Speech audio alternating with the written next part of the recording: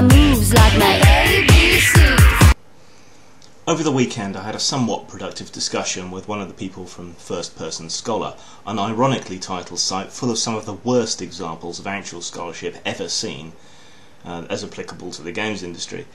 They've repeatedly asked me to write something for them on Gamergate's side of things, but given past encounters with disingenuous offers of discussion from the likes of Femzin Fridges, who then refuse to engage honestly with me, I'm reticent to do so.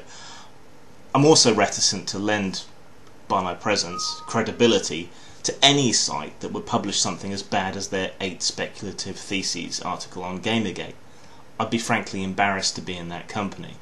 So when I say productive, I'm not talking about actually getting anywhere in discussion. I'm talking about understanding the other side of the debate, at least with reference to DiGRA and the pseudo-academic examination of games media.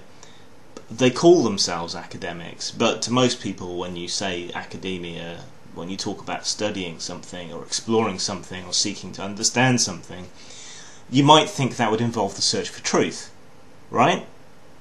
It brings to mind scientists in labs peering into microscopes, physicists smashing atoms together, statisticians modelling statistical data to glean insights into a possible future, right? Isn't that cute? But it's wrong!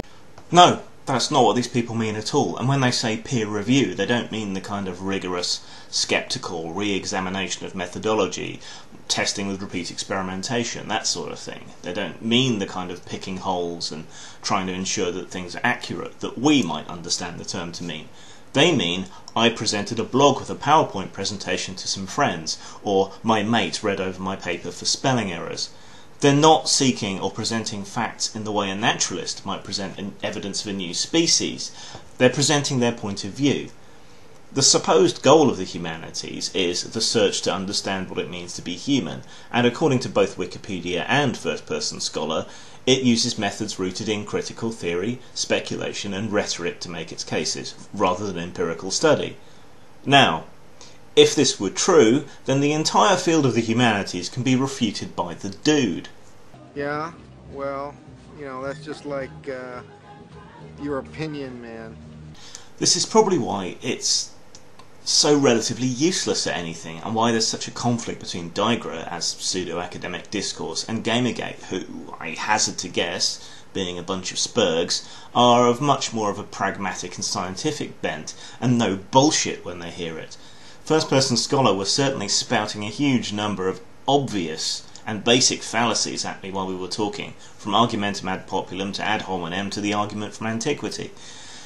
Now this wouldn't be a problem, this masturbatory, pointless, rhetorical circle jerk. It would be harmless but laughable if it wasn't then taken as true and acted upon. Yeah, I think this is sexist because this is sexist in the games and mainstream media. The debate is one-sided and fact-free, virtually. Feels are prioritised over reals, and bad real-world decisions are made due to the authoritative backing that academic credibility, there's an argument from authority fallacy for you, gives things.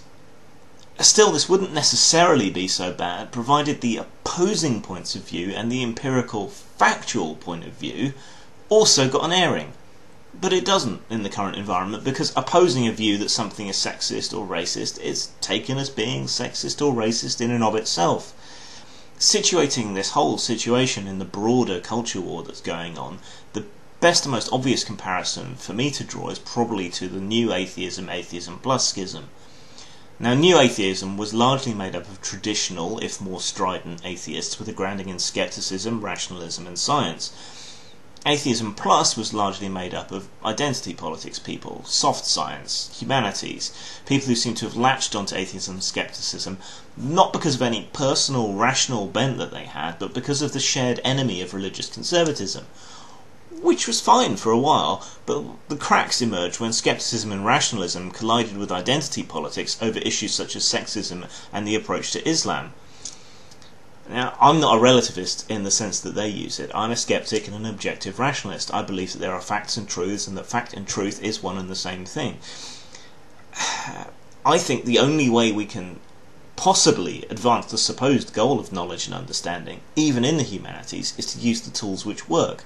And rhetorical argument and critical theory, which deliberately invites bias, is not a way to do it.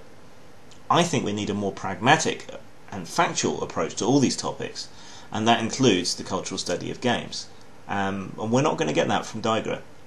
So we're going to have to set up something else. We're going to have to get some of the more genuine scholars and thinkers together from outside the existing structure to make that happen. And that might be a worthy next goal for Gamergate. But we'll see. Anyway, peace out.